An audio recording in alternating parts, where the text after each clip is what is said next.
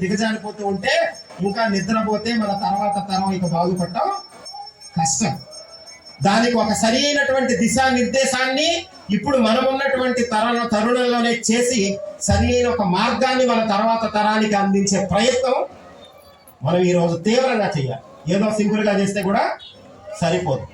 ఎందుకంటే పరిస్థితి చాలా దూరం వెళ్ళిపోయింది. పరిస్థితి చాలా వరకు చేయి దాటిపోయింది. చాప కింద నీరులాగా పెను ప్రమాదాలు దాపరించి ఉన్నాయి, సమయం కోసం వేచి చూస్తూ ఉన్నాయి.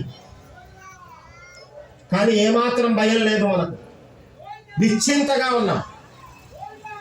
ఎందుచేత అంటే సామాన్య మానవుడికి కనీసపు అవగాహన కూడా లేదు దేశంలో ఏం జరుగుతుందో, సమాజంలో ఏమి జరుగుతుందో. కనుక భక్తి అంటే పసుపు కుంకాలు, అరటిపళ్ళు, కొబ్బరికాయలు